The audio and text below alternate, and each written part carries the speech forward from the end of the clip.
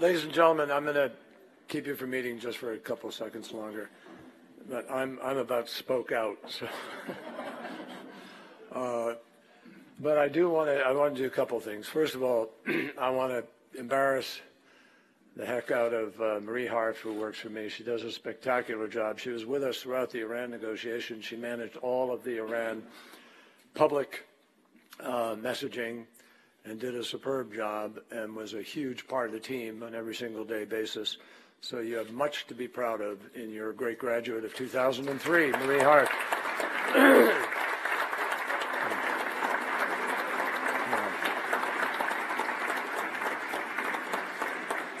Now, I, as you may have discerned, am something of a Winston Churchill fan.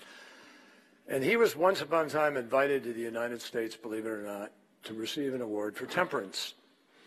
Now, if you know anything about Winston Churchill, you know, well, that's kind of improbable.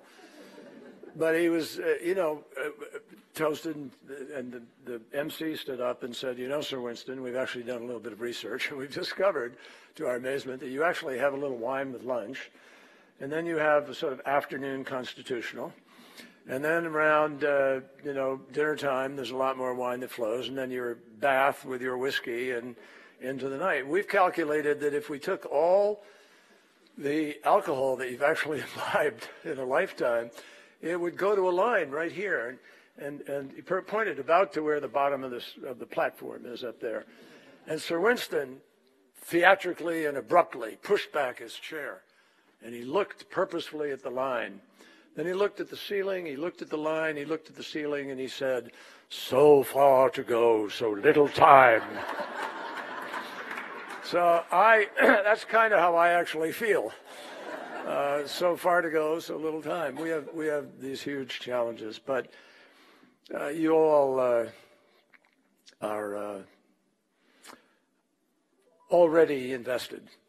You're already part of this team because you helped to build this extraordinary edifice. The school is really beautiful. And I just learned about 268 offices for all of the faculty and so forth. And it's really quite a remarkable place here in the heartland. And as we know well in Massachusetts, the home of John Adams, John Quincy Adams, he famously, and I totally paraphrase, taught us how we had to study, war so that children could study politics, so that his children or his grandchildren, their children could study philosophy and art and so forth. And that's about how it is still. We're still studying too much war, and we need to do a little less politics and get a little more philosophy and values and focus into our public life. This school is going to help do that. And I just want to raise a glass to a couple of folks here in Lee and Dick who've really paved the way and set an example. But having a school in the heartland of America focused on global and international studies of this caliber is essential for our country. And I want to drink, if you will join me, in toasting the day after the dedication and the future of this school and its ability to produce the future secretaries of state, presidents, members of the cabinet and Congress who will lead us forward and help us to fulfill the mission of helping the world to know America and helping America to understand the world. So to the the School for Global Studies and Global and International Studies, to the future, and to the future leadership that will come out of here. Thank you. Thank you. Am I in the right glass? I got the wrong glass. I have to get the right glass here. There it is.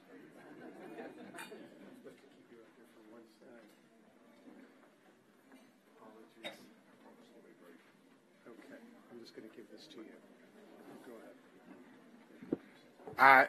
Ladies and gentlemen, just very briefly, I think everybody will agree that was a truly extraordinary and unforgettable address by Secretary Carey, one that will stay with everybody here for the rest of their lives, and I think will hugely increase recruiting for the State Department from Indiana University, maybe to the tune of every single one of the majors in the school. I want to again thank Senator Carey for that extraordinary address, for coming to Indiana University for this event to celebrate the opening of the School of Global and International Studies and this magnificent new building that houses it. We're very grateful, particularly bearing in mind he has to leave for Europe early tomorrow morning.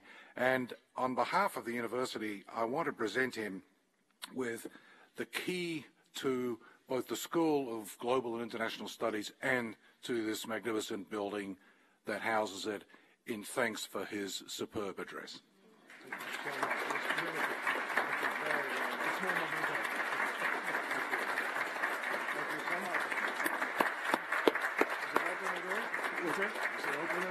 You certainly hope so. We'll put it back in there? I'll take care. I just asked him if it really opens the door. The president gave me a key to the cabinet room for my birthday, and it actually opens the door to the cabinet room.